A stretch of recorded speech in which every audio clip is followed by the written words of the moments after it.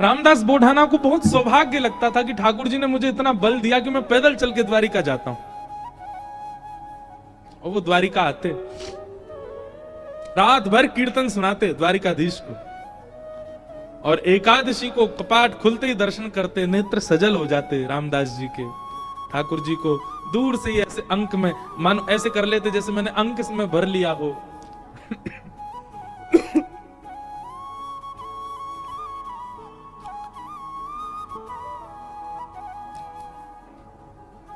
ठाकुर जी दया आ गई एक दिन,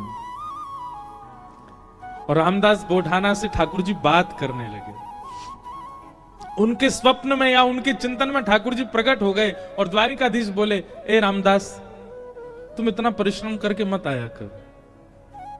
रामदास बोढ़ाना बोले, मुझे तो बहुत अच्छा लगता है, आपको क्यों पीड़ा हो रही? बोले, तुमको अच्छा लगता है, पर मुझे लग रहा है कि तुमको पीड़ा होती है, और उस पीड़ा से मुझे पीड़ा होती है।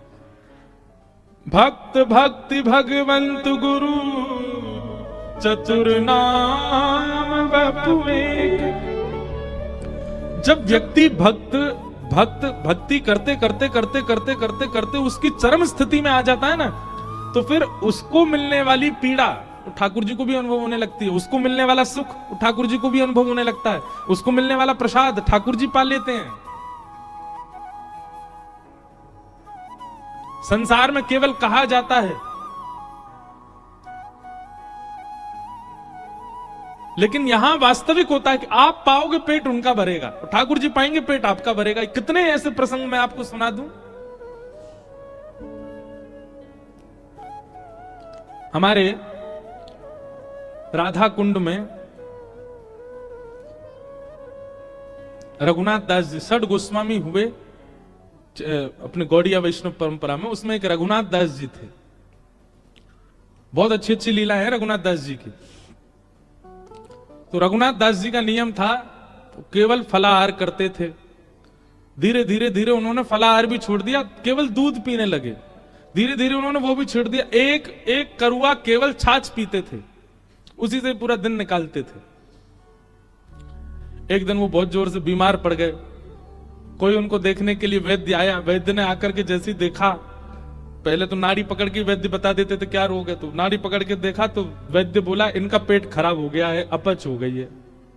तो वहां जितने लोग खड़े थे वो सब बोले, ये तो केवल छाछ पीते हैं, इनको अपच कैसे हो गई? केवल छाछ पीने वाले को अपच कैसे हो सकती है? तो उस समय गोसाई श्री विठलनाथ जी, जिन्होंने श्रीनाथ जी की सेवा, मतलब वल्लभाचार्य जी के पुत्र गोसाई श्री विठलनाथ जी, वो गोवर्धन में ही विराजते थे। उनको पता चली कि रघुनाथ दास जी बड़े बीमार हो गए, तो वो भी मिलने आए।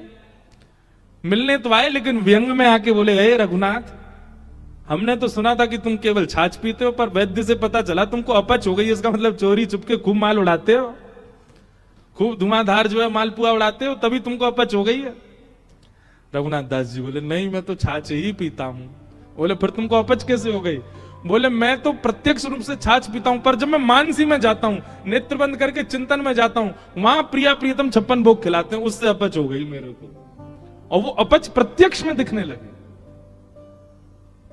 अब सोचो, इस बात पर पढ़े लिखे लोग विश्वास नहीं करेंगे, पर यह वास्तविकता है। वो प्रत्यक्ष में नहीं पा रहे हैं, पर अप्रत्यक्ष अनुभूति, वो नेत्र बंद करके जब अपने मानसी भाव में जाते हैं, वहां ठाकुर जी उनको बढ़िया लड्डू पवाते हैं, पूड़ी पवाते हैं, रबड़ी पवाते हैं। उससे अपच प्रत्यक्ष शरीर को हो गई। ये बात सुनकर के गोसाई जी के नेत्र सजल हो गए। रघुनाथ दास जी को हृदय से लगा लिया। बोले, जय हो, तुम्हारी भक्ति को प्रणाम कि तुमको ठाकुर जी प्रत्यक्षानुभूति करा देते हैं। रामदास बोढ़ाना ठाकुर जी से बोले, भगवान, मुझे पीड़ा नहीं है, मुझे बहुत सुख मिलता है। भगवान बोले, तुमको पीड़ा नहीं, पर तुम्हारी पीड़ा हमको लगती है, इसलिए तुम मत आया करो। रामदास बोढ़ाना बोले, इससे बढ़िया तो मेरे प्राण चले जाएं, मैं आपको देखे बगैर नहीं रह सकता। अगली एकादशी पर आप मेरे सामने नहीं होंगे तो मेरे तो प्राण ही चले जाएंगे। भगवान बोले, काम करें? बोले, क्या? हम तुम्हारे साथ चलें, तुम्हारे गांव, वहीं रह ले, तुम्हारे पास ही। एकादशी क्या तुम हर दिन हमको देख लिया करना। रामदास बोढ़ाना घुटनों पर बैठ गए, रोने लगे, बोले हे द्वारिकेश, ये कैसी आज्ञा कर रहे हैं आप, ये असंभव है, बहुत दीनहीन गरीब व्यक्ति हूं, मेरे घर में खप्पर भी नहीं है, कहां रखूंगा, कहां बैठाऊंगा, और ये तो आप बस बोल रहे हो ऐसे प्रेम बस, ये हो नहीं सकता। ठाकुर जी ने तुरंत अपनी पोटली दिखाई, बोले हमने पहले तैयारी कर रखी है, देखो अपनी पोटली बांध रखी है, इसमें सारी पीतांबरी धरी हमारी, मुकुट वुकुट ये सब टिपारा विपारा सब धर के चल रहे हैं हम, बढ़िया द्वारिका में हमारी बहुत अच्छी व्यवस्था हो रखी है, सब ले चलेंगे, तुमको कुछ नहीं करना पड़ेगा, इसी से हमारा श्रृंगार कर दिया करना। रामदास जी बोले आप सच बोल रहे हैं क्या? ठाकुर जी बोले हम सच बोल रहे हैं, हम चलें तुम्हारे साथ, वहीं रहेंगे तुम्हारे पास ही, रोज देख लिया करना। रामदास जी बोले फिर द्वारिका का क्या होगा? ठाकुर जी बोले हम जहां बैठ जाएं द्वारिका वही है, और रही बात जब एक साथ हम 5 रूप धारण, हजारों रूप धारण कर सकते हैं, तो 2 रूप भी धारण कर लेंगे। आज तक तुमने एकादशी जिस रूप को देख करके की है वो रूप तुम्हारे पास रहेगा, यहां एक दूसरा व्यवस्थित हो जाएगा। रामदास जी को पूरी तरह ये विश्वास हो गया कि ठाकुर जी मजाक नहीं कर रहे, ये सच बोल रहे हैं, ये चलेंगे मेरे संग। नियम का फल ये मिलता है, देखो एक नियम को जब व्यक्ति तत्परता से करता है तो ठाकुर जी ऐसा देते हैं उसको। कई लोग कह देते हैं एकादशी पर भूखे रहने से भगवान को कोई, इससे थोड़ी प्रसन्न होंगे भगवान। ठाकुर जी प्रसन्न नहीं होते हैं, पर आपकी तत्परता ठाकुर जी देखते हैं। आजकल बच्चे ऑफिस जाते हैं, ऑफिस का टाइम क्या 9 बजे, और कोई आवे 9:30, कोई आवे कोई आवे 9:45। अब उसको सब लोग, जो टाइम पे आने वाला बच्चा उसकी सब मजाक उड़ाते हैं, बोले तू भी क्या पागल है, 9 ही बजे आ जाता है बिल्कुल। अरे सैलरी ले रहे हैं, मेहनत करनी है, ठीक है टाइमली, ठीक है थोड़ा आधा पौना घंटा ऊपर नीचे चलेगा, लेकिन वो बालक कहता नहीं, ये मेरी तत्परता, मैं 9 बजे ही आऊंगा।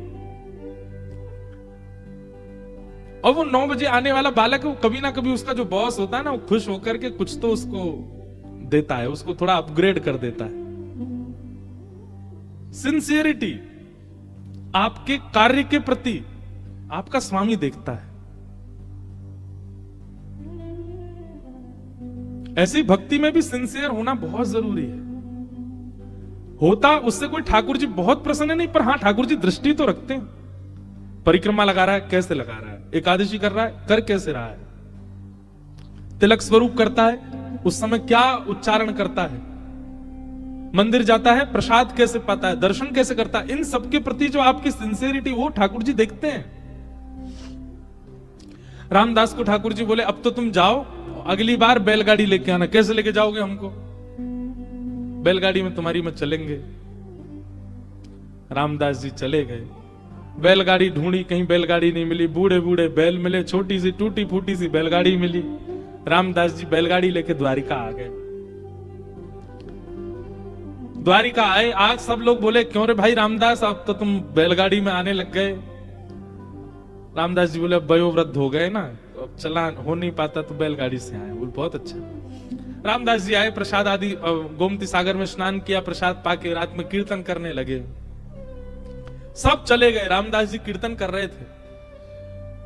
अचानक से एक कपाट खुला ठाकुर जी का। अभी तक तो ठाकुर जी चिंतन में बात कर रहे थे रामदास से, पर रामदास जी ने नेत्र खोल करके देखा तो स्वयं द्वारिकाधीश अपनी एक भुजा में तो पोटली उठा रखी है और एक भुजा से किवाड़ खोल रहे हैं, और 2 भुजाओं से बढ़िया शंख चक्र आदि सब समेट रखे हैं। ठाकुर जी ने मुकुट उकुट सब भर रखे हैं। और रामदास बोले कहां है तेरी बैलगाड़ी, जल्दी बता चलें। जैसे कोई भागता है घर छोड़ के, ऐसे ठाकुर जी भाग रहे थे। आज भी मंदिर दर्शन करने जाओ आप तो द्वारिकाधीश जी की जब परिक्रमा करेंगे तो पीछे ही रामदास बोढ़ाना जहां से जिस खिड़की से ले गए ठाकुर जी को, वो खिड़की है अभी भी मंदिर में। ठाकुर जी ने करके बाहर आ गए। चलो, रामदास जी को तो विश्वास ही नहीं हो रहा है, स्वयं द्वारिकाधीश मेरे साथ जा रहे हैं। चतुर्भुज हैं, बढ़िया चल रहे हैं, पीतांबरी पहन की, चंदन की सुगंधी आ रही है, केसर जैसा पूरा माहौल आच्छादित हो गया उससे। ठाकुर जी जैसे ही गए, रामदास जी बोले भगवान टूटी फूटी बैलगाड़ी है, बैठ जाओ। ठाकुर जी ने जैसी बैलगाड़ी देखी, ए रामदास त्रिलोकी का भार लेकर के मैं इन पे बैठा, फिर तेरे बैल तो दब जाएंगे नीचे। भगवान अब क्या करें, यही व्यवस्था मिली थी। इतना सीधा, इतना भोला रामदास। ठाकुर जी बोले एक काम कर, तू बैठ, हम चलाते हैं बैलगाड़ी। रामदास जी बोले ऐसा मत करो नाथ, मैं ही चला दूंगा। नहीं नहीं, ये तो हमारे अभ्यास की वस्तु है। अर्जुन के खूब हमने रथ हांके हैं, बहुत दिनों बाद बैलगाड़ी मिली, चलो हांके थोड़ा इसको। और रामदास पीछे बैठे और ठाकुर जी आगे पैर लटका के बैठे और बैलगाड़ी चला रहे हैं। ठाकुर जी के स्पर्श होते ही बैलगाड़ी तो बिल्कुल नवीन हो गई, बैल बिल्कुल युवान हो गए। यहां मंगला का समय हो रहा था, सूर्य उदय हो रहे थे धीरे धीरे। ठाकुर जी बोले रामदास, इस सुबह होते ही सब पंडा पुजारी भागेंगे, ढूंढेंगे, देखेंगे मंदिर में तो मैं हूं नहीं, सब आ जाएंगे। ये हमको बीच रास्ता में ही पकड़ लेंगे। तभी थोड़ी दूर ही पहुंचे थे, वहां एक बाबरी थी, एक सरोवर था। ठाकुर जी ने कहा तुम हमको नीचे छुपा दो ताकि कोई हमको ढूंढ ना पाए, क्योंकि ढूंढने वाले तो आएंगे और जब ढूंढ ढाड़ के चले जाएं कुछ ना मिले फिर हमको दोबारा लेके फिर चल देना आगे। रामदास जी मनी मन इतने प्रसन्न हो रहे हैं, बोले ठाकुर जी आपको क्या पड़ी है जाने की मेरे साथ? अरे मैं तो मना कर चुका हूं 5 बार कि ठाकुर जी आप यहीं रह लो, पर नहीं, उन्हीं की इच्छा है जाने की। जब मन ऐसा भटकता है ना ठाकुर जी में, तब ठाकुर जी ऐसा करते हैं, आपके मना करने पे भी चल देंगे आपके साथ। हमारे लाल जी, गिरधर लाल जी,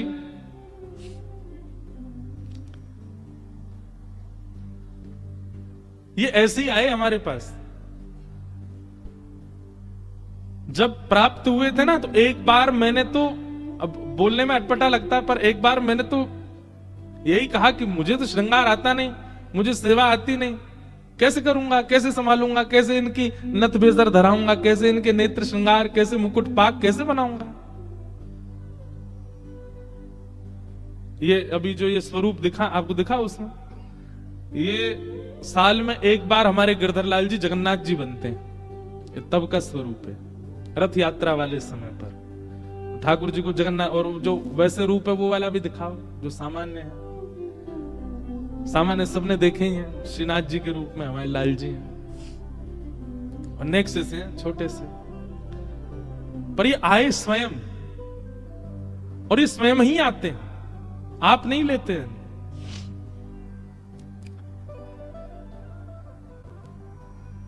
रामदास नीचे बावरी में ले जाकर के द्वारिकाधीश जी को छुपा दिया। पीछे से सब पुजारी दौड़े दौड़े आए, देखा तो रामदास जी धीमे धीमे अपनी बैलगाड़ी चला रहे हैं। सबने रोक लिया, बोले रुको, तुम ही थे रात भर मंदिर में, ठाकुर जी कहां गए हमारे? रामदास जी बोले मुझे तो नहीं पता, दिखाओ। सब देखा, बैलगाड़ी में कुछ नहीं। तभी एक बैलगाड़ी के छोड़ पर ठाकुर जी की पीतांबरी का एक भाग चिरा हुआ फट के इरज गया। अच्छा, ये सब लीला भी ठाकुर जी जानबूझ के ही करते हैं, क्योंकि कहीं ना कहीं कुछ ना कुछ ठाकुर जी को दूसरों को संकेत कराना है। ठाकुर जी की पीतांबरी का वो अंग वस्त्र जैसे ही मिला, सब लोगों ने रामदास जी को पकड़ लिया, बोले ठाकुर जी तेरे संग ही हैं, तभी तो ये चीरा फटा हुआ है यहां पर, कहां है जल्दी बता। उन्होंने मना किया तो सबने उनको मारना शुरू कर दिया। इतना मारा, इतना मारा, इतना पीटा, बेचारे अधमरे से हो गए। बस श्वास चल रही है, बाकी तो नेत्र बंद हो गए, सुध बुध चली गई, गिर गए धरती पर। पुजारियों ने देखा, बोले ये तो अधमरा हो गया, ठाकुर जी कहां हैं, ढूंढो। पास ही सरोवर था, उस बावरी में जाकर के जैसे ही देखा तो बावरी का जो जल था वो रक्त मंडित हो गया, पूरा जल रक्त से भर गया।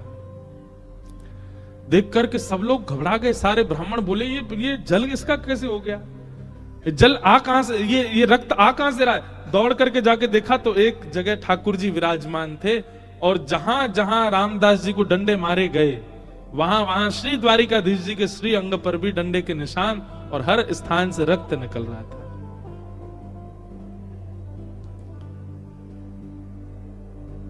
सब पुजारी जी चरणों में गिर गए, सब ब्राह्मण देवता बोले भगवान ये क्या हो गया, बोले ये क्या हो गया, मेरे भक्त को मारते हो, मेरी इतनी आराधना करी, मेरी इतनी सेवा करी, इतना अर्चन किया, उसके बाद भी ये नहीं समझ पाए कि मेरे भक्त और मुझ में कोई अंतर नहीं है। सब क्षमा याचना करने लगे। ठाकुर जी बोले अब कुछ नहीं होगा, अब तो हम रामदास के साथ ही जाएंगे और वहीं रहेंगे। और ठाकुर जी सब देखते रह गए, लेकिन रामदास जी के साथ में ऊपर आए ठाकुर जी, और आकर के रामदास जी को जैसे हृदय से लगाया, सारे घाव ठीक हो गए और कहा ले चलो हमको। ठाकुर जी गए सीधे और डाकोर जी में जाकर के रामदास जी के यहाँ विराजमान हो गए और उनका नाम पड़ा रणछोड़ राय भगवान। बोलो रणछोड़ राय भगवान की। उनके यहाँ ठाकुर जी विराजे। सब ब्राह्मणों ने जाकर के निवेदन किया, भगवान से प्रार्थना की, बोले प्रभु आप द्वारिका छोड़ के यहां चले आए और द्वारिका का कैसे अब भरण पोषण होगा, इतने दर्शनार्थी आएंगे, ये सब होगा कैसे चलेगा। और सबसे बड़ी बात, ये सारे ब्राह्मण ये सब आपके द्वारा बसाए हुए हैं द्वारिका में, इन सब का जीवन भरण पोषण सब आपसे चलेगा और आप ही चले गए, अब हम कैसे अपने खाएं पिए, क्या करें, हमारा जीवन यापन कैसे होगा। ठाकुर जी बोले बस यही अंतर है, भक्त कभी भी ये नहीं पूछता कि मेरा जीवन यापन कैसे होगा, वो यही पूछता है कि आप कैसे मिलोगे। और आप लोगों को कहीं ना कहीं ये चिंता है कि आप लोगों का भरण पोषण कैसे होगा। तो एक काम करते हैं, हम अपने भार के समान आप सबको सोना दे देते हैं, उतना स्वर्ण ले जाओ, चलेगा। सब ब्राह्मण बोले ठाकुर जी भारी तो खूब है, इनके भार के समान सोना मिल जाएगा तो आनंद ही हो जाएगा।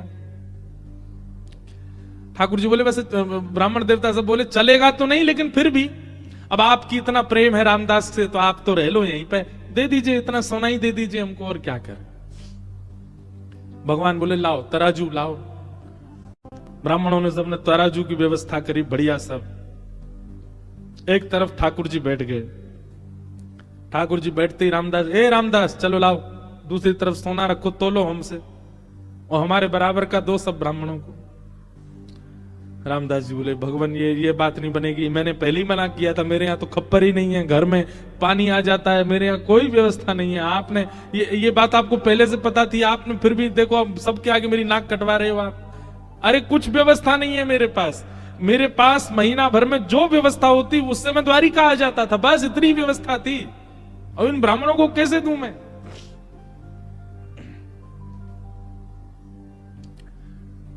ठाकुर जी बोले तुम्हारी गृहिणी के कान में एक बाली है स्वर्ण की, वो लेके आओ, उससे हमको तोल दो। रामदास जी बोले बाली से तोलना? बोले हाँ उसी से तोलो, अभी हम चमत्कार दिखाते हैं। रामदास जी गए अपनी पत्नी के कान से बाली निकलवा के लिए आए और जैसे ही रखा तराजू में तो वो तो नीचे चली गई, ठाकुर जी ऊपर आ गए, बिल्कुल लटक गए ऊपर ही। सब ब्राह्मणों से बोले लीजिए, हमने तो कही थी बराबर का सोना, ये हमसे ज्यादा है, देखो हम ऊपर चले गए, ले जाओ इसको। बहुत बाली और इससे आप इतने हल्के हो गए, ऐसा मत करो भगवान। सबने हार मान ली ठाकुर जी के, चलो गोमती सागर में स्नान करो, गंगा में स्नान करो, आप दुनिया भर की वस्तु मांगते हो, पर हर बार हमारी कही एक बात कहिएगा, पहली डुबकी लगाते यही मांगो, हमें सरल बना दीजिए। हे गंगा मैया, हे गोमती मैया, हे समुद्र नारायण, हे कुंभराज प्रयाग, हमें सरल बना दो, हम सरल चित्त हो जाएं। क्योंकि ठाकुर जी को सबसे पहला लक्षण तो सरल चित्त ही चाहिए, वो होना बहुत आवश्यक है। तो मन का भटकाव सब जगह से ठाकुर जी में केवल और केवल भक्त चरित्र से हो सकता है, उसी से ही संभव होगा। तो ऐसा एक जिज्ञासा थी, उसी में ही हमने रामदास जी की लीला सुना दी। एक बार अभी ठाकुर जी हम 2 ही बार गए हैं दर्शन करने, कभी योजना बनेगी तो एक बार ठाकुर जी में भी कथा सुनाएंगे श्री ठाकुर जी को। बड़े सुंदर श्री ठाकुर जी वहां विराज रहे हैं। आइए क्रम में प्रवेश करते हैं।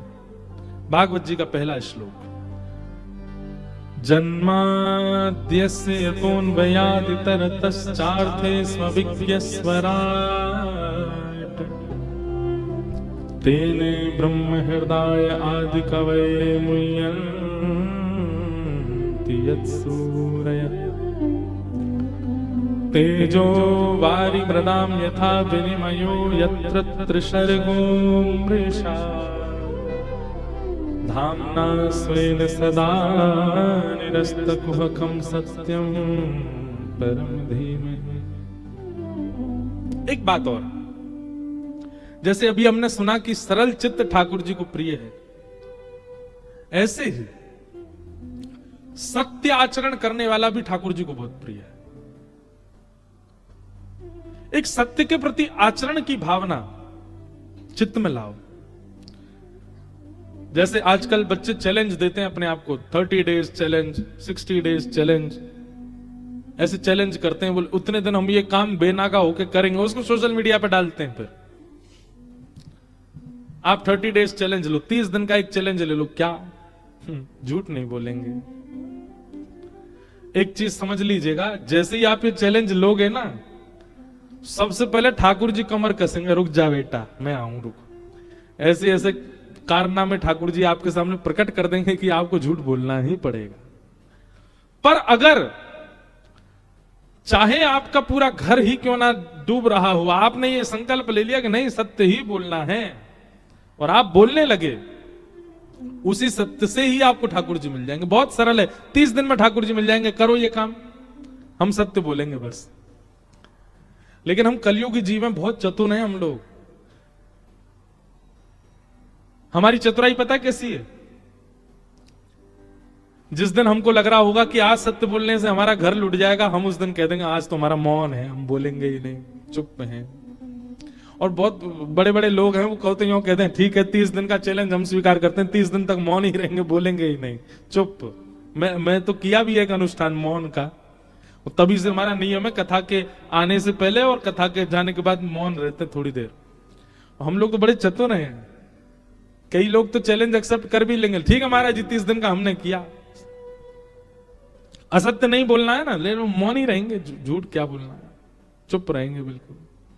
पर आप ये 30 दिन के लिए धारण करके देखो कि हमें सत्य ही बोलना है। बहुत चैलेंजेस आएंगे, हर दिन एक नया एक ऐसी बात आएगी कि आपको झूठ बोलना ही पड़े, पर आप मत बोलना। 30 दिन अगर आपने इस नियम का पालन कर लिया, हो सकता है बहुत कुछ बदल जाए जीवन का, पर ठाकुर जी मिल जाएंगे 30वें दिन। केवल सत्य में इतनी ताकत है, सत्यम परम धीमहि। साक्षात सत्य स्वरूप है ठाकुर जी। श्रीमद् भागवत के प्रारंभ में, मध्य में और अंत में भगवान का नाम नहीं लिया गया। ठाकुर जी को वंदना कैसे कर रहे हैं? सत्यम परम धीमहि, परम सत्य को हम वंदन करते हैं। श्रीमद् भागवत जी के मध्य में क्या कहा जाता है? सत्य प्रतम सत्य परम त्रिसत्यम सत्यस्य योनिम निहितम च सत्य सत्यस्य सत्य मृत सत्य नेत्रम सत्यात्मकम त्वाम शरणम प्रपन्ना। सत्य सत्य सत्य सत्य सत्य 9 बार सत्य कहा। और भागवत जी के विश्राम में 18,000 श्लोक पूर्णता होने पर भी सत्यम परम धीमहि, हम परम सत्य को वंदन करते हैं। 3 बार यदि किसी बात को कह दिया जाए तो सिद्ध हो जाती है। ठाकुर जी को 3 बार आदि मध्य और अंत में सत्य कहा। इसका मतलब ठाकुर जी सत्य हैं।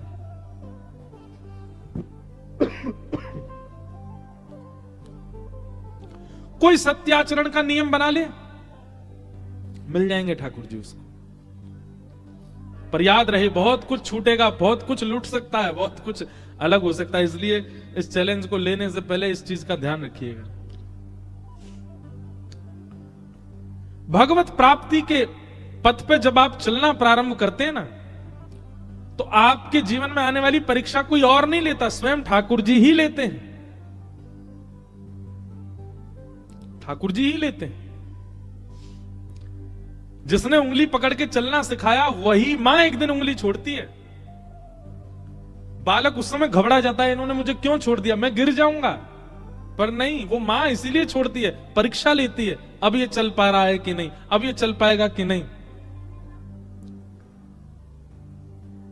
गिरता है, पड़ता, उठता है, रोता है, लेकिन फिर भी मां उसको एकांत छोड़ती है ताकि चलना सीखे।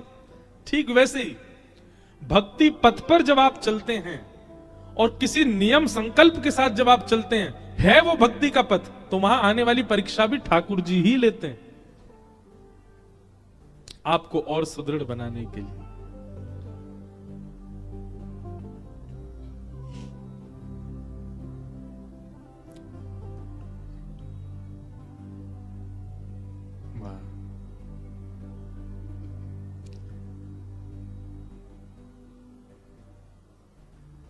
हमारे ब्रज में एक भाव गाते हैं, प्रेम नगर की डगर है कठिन रे, बटो ही न करना बसेरा, पग बढ़ा हो न जाए तेरा, पग बढ़ा हो न जाए तेरा। हम भले ही एक भागवत वक्ता के पुत्र हैं, पर हमने भी जब नियम लिया ना कि हम कथा करेंगे, मित्रों की संख्या कम होती चली गई, प्रियजनों की संख्या कम होती चली गई।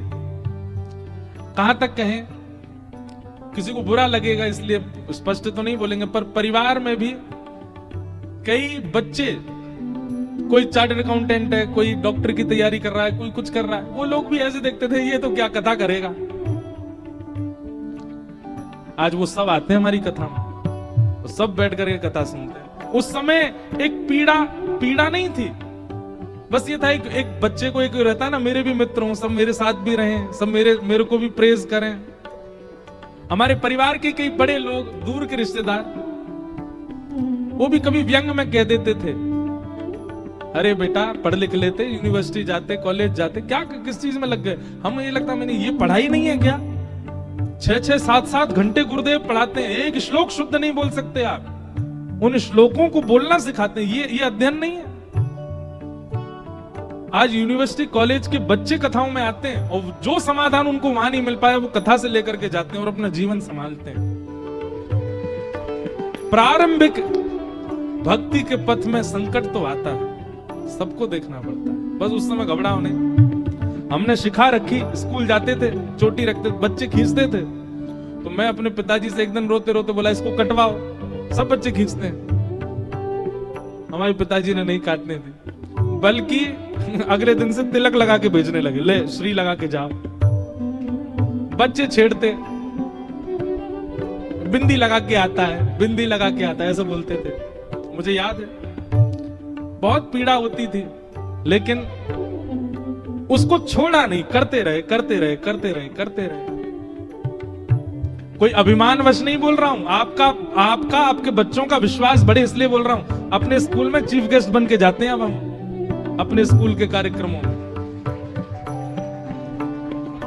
मैंने कहा ये वही स्कूल है जहां बच्चे चोटी भी खींचे, जहां पे, जबकि हमारे स्कूल ने हमको बहुत कुछ दिया, पर सब ये भाव तो सब बच्चे कुछ ना कुछ अनुभव करते हैं। आज वही परिवार के लोग कथा में बैठते हैं तो नेत्रों से आंसू झरने लगते हैं, हमारो लाला ऐसी कथा करे, हमारो लाला ठाकुर जी के समीप ले जा रहे हो। मैंने कहा आप तो कह रहे थे कि यूनिवर्सिटी जाओ, इस सब में क्या रखा, पंडिताई क्या करोगे। तो ये चीज तो अनुभव की है कि भक्ति के पथ में प्रारंभिक समय में बहुत कठिनाइयां देखनी पड़ी। हमने शायद इतनी नहीं देखी होंगी, पर फिर भी बहुत देखी। लेकिन पग बढ़ा हो न जाए तेरा, पग बढ़ा हो न जाए तेरा, ओ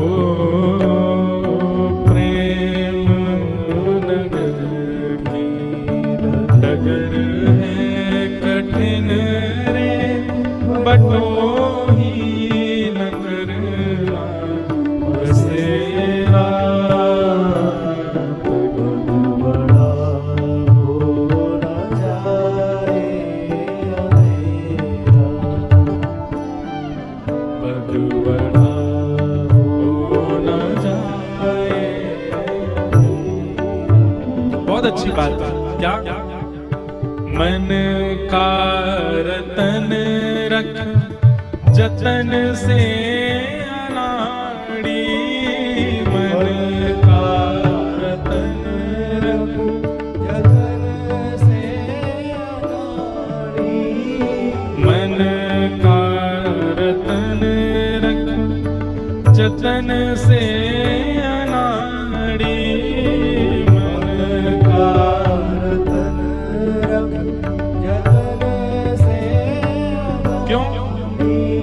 यहाँ बस्ती है भारी, यहाँ के चोरों की बस्ती है भारी। मन के चोर है सब, पूरी दुनिया केवल किस लिए? आपके मन को चुराने के लिए बैठी है। कभी कोई गायक चुरा लेता है, कभी कोई एक्टर चुरा लेता है, कभी कोई पिक्चर चुरा लेती है, कभी कोई व्यक्ति चुरा लेता है, कभी कोई स्त्री चुरा लेती है, कभी कोई पुरुष, कभी कोई खाने की वस्तु, कभी कोई शहर, कभी कोई देश, सब चुरा रहे हैं आपके मन को। ज्ञानी लुटे गुमानी, यहाँ पल में लुट जाए लाखों का डेरा। बड़ा हो न जाए अंधेरा, बड़ा हो न जाए अंधेरा। संसार में सब चोर हैं, ध्यान पूर्वक सुनिएगा। द्वारिका की इस कथा में हमको पता नहीं एक अलग सी उमंग आ रही है, एक अलग सी लहर आ रही है। अब ये कितने दिन आएगी, कितने देर आती है, तो भगवान जाने। इसलिए सुन लीजिए, यहां हम बहुत कुछ अपने मन के भाव ही कह रहे हैं। चोर सब है संसार में, कभी कोई चुरा रहा है, कभी कोई चुरा रहा है। पर भैया वास्तविक में चोराग्र कन्या है द्वारिकाधीश।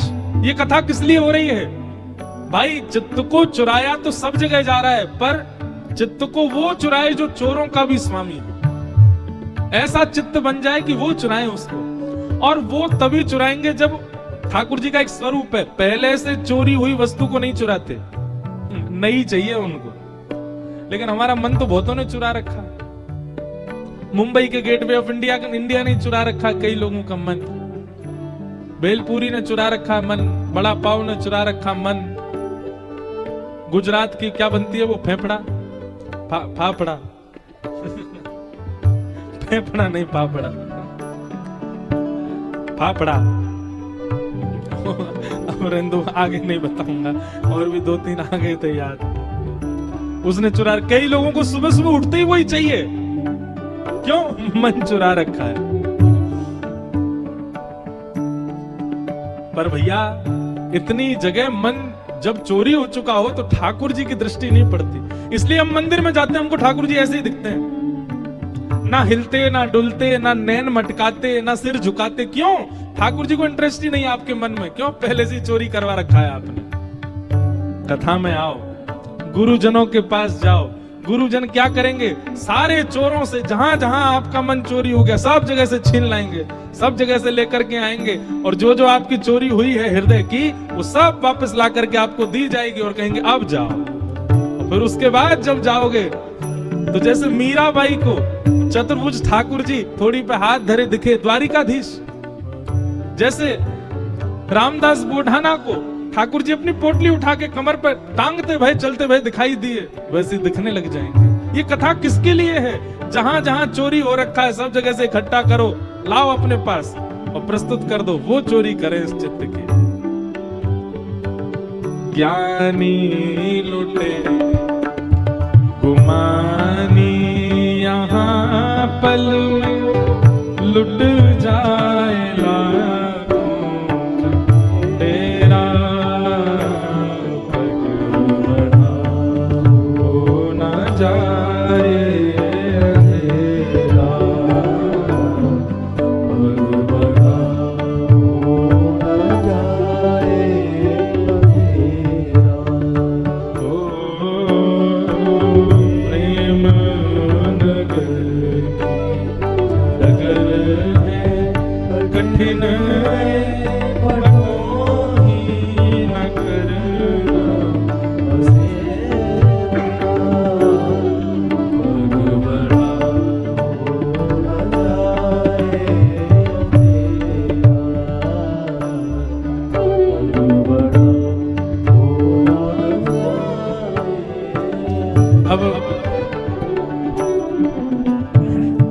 चोर की बात हुई तो उनको सूरदास जी का एक पद याद आ गया, और गाएंगे तो नहीं पूरा, पर उसका भाव सुना देते हैं। देखें तो सब चोर जगत में, देखें तो सब चोर। गाओ ऐसे ही दोहरा दो। देखो तो सब चोर जगत में, देखो तो सब चोर। कैसे?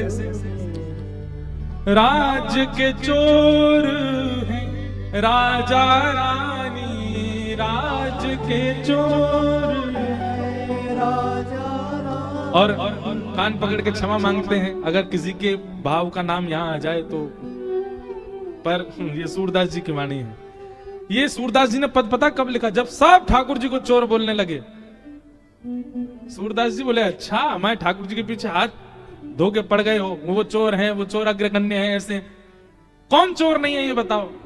देखो तो सब चोर जगत में, देखो तो सब चोर। राज के चोर हैं राजा रानी, राज के चोर हैं राजा रानी। और शहर चोर व्यापारी, शहर चोर व्यापारी। पांच चोर सबके ही माही, पांच चोर सबके ही माही। कौन पुरुष कौन नारी, कौन पुरुष कौन नारी। राज्य के चोर कौन है? राजा। बुरा नहीं मानिएगा, हम पहले ही कह रहे हैं, नेता लोग पूरे राज्य के चोर। ऐसा तो हो नहीं सकता। आपने इलेक्ट करके जिसको बना दिया हो स्वामी, और उसने पूरे अपने 5 वर्ष के कार्यकाल में 1 रुपया भी अपने लिए नहीं प्रयोग किया ना, चोर तो है। और शहर चोर व्यापारी। शहर का चोर कौन है? बोले व्यापारी। अब किसी की मिठाई की दुकान है तो केवल रसगुल्ला गुलाब जामुन पेड़ा से नहीं चलाएगा वो दुकान, वो हर हफ्ता एक नई नई नई वो बनाएगा, क्या बोलते हैं उसको, मिठाई। क्यों? ताकि देखने वाले खरीदने वाले का मन उस पे आ जाए। मन के चोरी कर रहा है ना वो, उसको वो खाने जाए। अब दुनिया भर की हम तो जगह जगह जाते हैं। कुछ दिन पहले बनारस में थे तो बनारस में एक वो बढ़िया सुंदर, देखो मिष्ठान की कोई यहां निंदा नहीं कर रहे हैं, पर एक बात बता रहे हैं। वो था क्या बोलते हैं उसको, मलइयो। बनारस में मिलता मलइयो, बहुत बढ़िया। क्या होता पता है? वो दूध का झाग, झाग खाते हैं लोग सैकड़ों रुपया खर्च करके। उसको किसी व्यापारी नहीं तो बनाया। क्यों बनाया? ताकि हमारा मन उस पर जाए। अब लोग उस झाग को खाने जाते हैं, लेकिन लगता है बढ़िया सबको। तो शहर चोर व्यापार। किसी की कपड़े की दुकान है, एक जैसे कपड़ा उस पर मिलते हो, उससे कौन खरीदेगा? लेकिन हर बार एक नए तरीके से लेके आता है। बटन यहाँ की जगह यहाँ लगा दी, ओहो नई डिजाइन है, खरीद लो इसको। यहाँ बटन है इसके। हमारे द्वारिकापुरी के जो गोस्वामी हैं, जो यहाँ के सब पुजारी, उनकी बगलबंदी देखी आपने? हमारी बगलबंदी देखो, इसमें एक बंदी यहाँ है, एक यहाँ है बांधने का, एक भीतर है दोनों तरफ। यहाँ के जो है वो केवल यही होती है, वो खुली है। एक बार खोल दो तो सीधा हवा पास होती रहती, भीतर गर्मी सहन नहीं है, अलग प्रकार की है। और सबकी दुनिया की जेब यहाँ होती है, उनकी यही होती है बीच में। यहीं पे सबरे रुपया, यहीं पे सारे जो है पौन वौन सब यहीं धरे रहते हैं। किसी व्यापारी ने उसको भी बनाया होगा, उसी पे आकृष्ट होकर अब यहाँ वही प्रचलन चल रहा है। तो चाहे वस्त्र का व्यापारी हो, भोजन का व्यापारी हो, कोई भी व्यापारी हो, वो हर महीना एक नवीनता लाने की प्रयास कर। वो नवीनता के पीछे कारण क्या है? समाज का मन आकृष्ट हो। एक बहुत अच्छी बात बताऊं, अभी पूज्य राधा कृष्ण महाराज जी कथा में था, मैं अपने उत्सव और इस कथा के बीच में एक दिन जालना गया। उन्होंने बहुत अच्छी एक बात कही, ठाकुर जी कभी नहीं बदले। आज से 500 साल पहले द्वारिकाधीश का जो भोग लगता था वही भोग आज भी लगता है, कुछ परिवर्तन नहीं। आज से 500 वर्ष पहले श्री द्वारिकाधीश जैसा टिपारा पहनते थे, जैसा किरीट पहनते थे, जैसा मुकुट पहनते थे, वैसा ही आज भी पहनते हैं। श्री द्वारिकापुरी में दिन के हिसाब से वस्त्र का वर्ण होता है। जैसे मंगलवार के दिन ठाकुर जी ऐसा कलर पहनेंगे, सोमवार के दिन ऐसा पहनेंगे, शुक्रवार को ऐसा पहनेंगे, शनिवार को ऐसा पहनेंगे। वो 500 उससे भी पुराने समय से वो आज तक वैसा ही ठाकुर जी उस दिन वही पहनेंगे। आज ठाकुर जी ने पीला पहना है, केसरी पहना है, तो ये कितने समय से चला आ रहा होगा कि आज के दिन ठाकुर जी केसरी पहनेंगे। वो नहीं बदलते, परिवर्तन नहीं करते। भोग में परिवर्तन नहीं, श्रृंगार में परिवर्तन नहीं, मुकुट में परिवर्तन नहीं। मंदिर में कितना पुराना मंदिर है द्वारिकाधीश का, इसी में बैठे हैं। आदमी 100 वर्ष का उसको जन्म मिलता है, जीवन मिलता है, 3 घर बदल देता है उसमें भी। अगर बढ़िया धनवान हो जाए तो 3 घर बदल देता है। ठाकुर जी उसी में बैठे हैं। सब परिवर्तन क्यों करते हैं? आकर्षण प्रकट करने के लिए। पर ठाकुर जी ने फिर भी आकर्षण है, इसीलिए वो परब्रह्म है। कुछ परिवर्तन नहीं किया, फिर भी आकर्षण। कथा जो हम आपको आज मंच से सुना रहे हैं, आज की 5000 साल पुरानी कथा है। वही श्लोक है, वही परंपरा है, वही 7 दिन है, वही नियम है, वही कथा है, पर फिर भी उसके प्रति आकर्षण, फिर भी उसके प्रति वह भाव, वह प्रेम, वह सुनने की उत्सुकता। इसीलिए ये पुराण है, ये ग्रंथ नहीं है, ये किताब नहीं है, पुराण है। इसीलिए कृष्ण स्वरूप है, क्योंकि जितनी बार सुनो उतनी बार नहीं है। कितने श्रोता ऐसे हैं, वो लगभग कथाओं में आते हैं, अब उनसे पूछा जाए आप तो पिछली कथा में भी थे, उससे पहले भी थे, पर नहीं, हर बार नया है, नूतन है। कथा का स्वरूप हर बार नया होता है, इसीलिए तो उनकी रुचि बढ़ रही है। पर कथा वही है, व्यासपीठ वही है, व्यास जी वही है, मंच वही है, पर फिर भी नवीनता, इसीलिए वो परब्रह्म है। कुछ नया ना करते हुए भी नया नया प्रकट होता है, इसीलिए वो परब्रह्म है। तो 5 चोर सबके ही माही, 5 चोर हम सबके अंदर हैं। नाम बताओ इन 5 के। हाँ, वाह वाह, ताली बजाओ इनके लिए। मुझे पहले लगा कि कोई 5 इंद्रियों के नाम बोलेगा, नहीं, 5 इंद्रियां नहीं, 5 रस तत्व, तन मात्रा, शब्द, स्पर्श, रूप, रस और गंध। ये 5 चोर सबके अंदर है। अरे कहां तक कहें, जिनके नेत्र नहीं है ना, उनके अंदर भी देखने की लालसा है। अगर आप इंद्रिय का नाम लेते तो कई लोगों के पास श्रवण इंद्रिय नहीं होती, पर उनकी सुनने की इच्छा तो होती है ना। कई लोगों के पास नेत्र नहीं होते, पर देखने की इच्छा होती। कई लोगों की नाक परमहंस होती है। परमहंस नाक वालों को जानते हो आप? उनको ना तो दुर्गंध पता चलती, ना सुगंध पता चलती। जब सब नाक बंद करते तो वो भी कर लेते, हाँ हमें भी आ रही है। एक पंडित जी हमारे साथ भी ऐसे ही हैं, यहां नहीं आए हैं वो परमहंस हैं। उनको कभी दुर्गंध का अनुभव नहीं होता। कभी कभी बहुत जोर की दुर्गंध होती है तो वो कहते हैं, महाराज जी आज तो सच में दुर्गंध बहुत तेज है। मैंने कहा क्यों? क्योंकि सामान्य दुर्गंध तो मुझे पता नहीं चलती, मुझे पता लग रही है, इसका मतलब दुर्गंध बहुत ज्यादा है।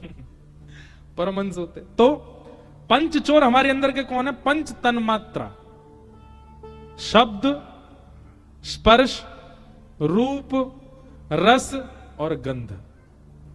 5 चोर सबके ही माही। हम सब पूरी दुनिया में अगर कहीं भी कोई गलत काम कर रहे हैं तो इन 5 की वजह से ही कर रहे होंगे। या तो कोई रूप के लिए कर रहा है, या कोई रस के लिए कर रहा है, या कोई स्पर्श के लिए कर रहा है, कोई गंध के लिए कर रहा है। कौन पुरुष कौन नारी, कोई पुरुष नारी में भेद नहीं रहता है, 5 सबके भीतर है। और ये तो रही संसार की बात। सूरदास जी अगली पंक्ति में क्या कहते हैं? ब्रह्मा चोर आए वृंदावन, बालक बच्च चुराए। ब्रह्मा जी ने क्या किया? वृंदावन आकर के ठाकुर जी के ग्वाल बालों का हरण कर लिया। लो हैं तो ब्रह्मा, और क्या कर रहे हैं? चोरी। बालक बच्चों की चोरी कर ली। कथा सबने सुनी है। ठाकुर जी के ही ग्वाल बाल चुरा लिए ब्रह्मा जी ने। इंद्र चोर प्रथु का है चोरो, बहु पाखंड बनाए। प्रथु महाराज ने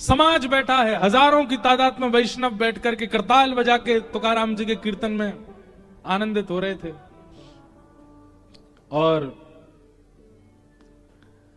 मंदिर में बैठे हुए श्री पंडरीनाथ भगवान कमर पे हाथ धर के बैठे हैं और बैठे बैठे रुक्मणी जी से कह रहे हैं, रुक्मणी जी। बोले हाँ, मेरा मन नहीं लग रहा है यहां पर। रुक्मणी जी बोली, कहां है आपका मन? बोले, तुका कीर्तन कर रहा, मेरा मन हो रहा मैं भी चला जाऊं वहां पे और मैं भी कीर्तन सुनूं उसका। ठाकुर जी कह रहे हैं, मेरे को तुकाराम के कीर्तन में जाना है, मुझे दर्शन देने में आनंद नहीं आ रहा है यहां पर। रुक्मणी जी बोली, लाखों वैष्णव खड़े हैं कतार में दर्शन के लिए, चुपचाप खड़े रहिए यहीं पे। खड़े रहे बेचारे ऐसे।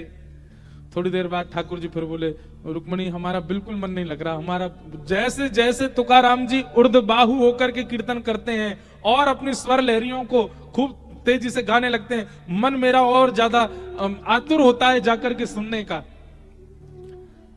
रुक्मणी जी बोली, देखिए आप कितना बड़ा अपराध करेंगे, एक तो आप दर्शन छोड़ करके जाएंगे, लाखों वैष्णव बेचारे खड़े रह जाएंगे, ऊपर से आप वहां कीर्तन में जैसे ही जाओगे तो जितने लोग कीर्तन कर रहे हैं सब आपकी ओर आकृष्ट हो जाएंगे, कीर्तन सब छोड़ देंगे, सबको अपराध लगेगा। ठाकुर जी फिर रुक गए। बोले, बात तो सही है, कीर्तन में विघ्न नहीं बनना चाहिए, भले ही हम भगवान हैं, लेकिन तुकाराम जी की स्वर लहरियां ठाकुर जी के कान में जा जा करके इतना ठाकुर जी को व्याकुल कर रही हैं। ठाकुर जी बोले, सुनो, तुम अपनी चुनरी दे दो, हमारी काली कमली दे दो, हम ओढ़ के छुप छुपा के चले जाएंगे, पीछे जाके एकांत में बैठ जाएंगे, किसी को पता नहीं चलेगा कि मैं आया हूं, पर मुझे जाने दो। रुक्मणी जी बोली, कीर्तन के प्रति अपराधों में एक अपराध यह भी है कि कोई बहुत उत्सुकता से जाना चाह रहा हो और कोई उसको ना जाने दे रहा हो, यह भी एक अपराध है। तो यह अपराध से मैं बचना चाहूंगी। आप इतने तत्पर, इतने उत्सुक हो रहे हैं कीर्तन में जाने को, मैं रोकूं? जाइए। ठाकुर जी महाराज ऐसे मुंह बिल्कुल ढक करके और बढ़िया काली सौल ओढ़ करके, लंबी सी डाल करके और बिल्कुल अपनी पीतांबरी वगैरह सब छुपा ली उसमें, और तुकाराम जी के कीर्तन में जाकर के श्री ठाकुर जी खड़े हो गए। लेकिन श्री तुकाराम जी का कीर्तन वो तो हर बार एक उत्ताल उर्मियों को प्रकट करता जा रहा था, एक अद्भुत तरंग लहर की तरह समाज में और सब बैठे हुए श्रोताओं में आ रही थी। ठाकुर जी सुनते सुनते ठाकुर जी के नेत्र बंद हो गए और सुनते सुनते सुनते सुनते हाथ से महाराज वो सौल जो थी वो छूटने लगी, धीमे धीमे मुकुट से उतरने लगी, मुकुट से उतर करके कंधे से उतरने लगी, कंधे से उतर कर पूरी उतर गई, और उतर करके महाराज जहां तुकाराम जी ने बोले सब उर्दबाहु के करताल बजा के नाचो, ठाकुर जी अपने करताल बजाने लगे। करताल बजा करके वैष्णवों के बीच में ही ठाकुर जी उछल उछल करके नृत्य करने लगे। पंडरीनाथ भगवान नृत्य करते करते सब लोगों ने देखा, नेत्र बंद है, नेत्रों से अविरल अश्रुधार कर रही है ठाकुर जी के, और ठाकुर जी नृत्य कर रहे हैं। अबीर गुलाल उधरी तरंग, नाथा घरी नाचे माझा सखा पांडुरंग, नाथा घरी नाचे माझा सखा पांडुरंग। पंडरीनाथ भगवान नृत्य कर रहे हैं, और वाणी जी में तो ऐसा आता है वर्णन, नाचते नाचते नाचते ठाकुर जी इतने आनंद में भर गए, इतने आनंद में भर गए कि नृत्य करते करते ठाकुर जी की पीतांबरी खुलने लगी, धीमे धीमे अंग वस्त्र नीचे उतरने लगा, और ठाकुर जी को सुध बुध ही नहीं है। तुकाराम जी के कीर्तन में ठाकुर जी उछल उछल के नृत्य कर रहे हैं। ऐसे श्री तुकाराम जी। तो ये भाव हमने क्यों गाया? सूरदास जी कह रहे हैं ये संत भी चोर हैं। बोले क्यों? क्योंकि इन संतों ने त्रिभुवन ठाकुर जी का चित्त अपने वश में कर लिया। संत चोर हरि ही चुराए, जो त्रिभुवन बेसारे।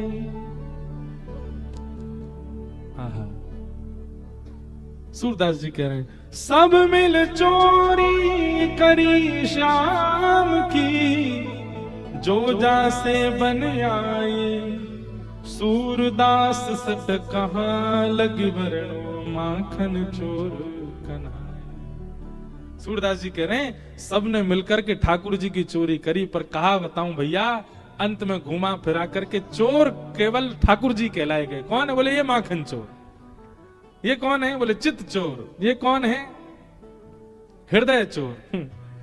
बोले चोर का शब्द ठाकुर जी के आगे लगाया गया और देखा जाए तो पूरी दुनिया चोर है, पर ठाकुर जी को चोर कह दिया गया है। भैया वो चोर, पर वो चोरी उन वस्तुओं की नहीं करते जो पहले से चुराई जा चुकी हैं, उन वस्तुओं की करते हैं जो बिल्कुल नवीन है, अभी सील पैक है, बिल्कुल निकली नहीं है, किसी की दृष्टि पड़ी नहीं है।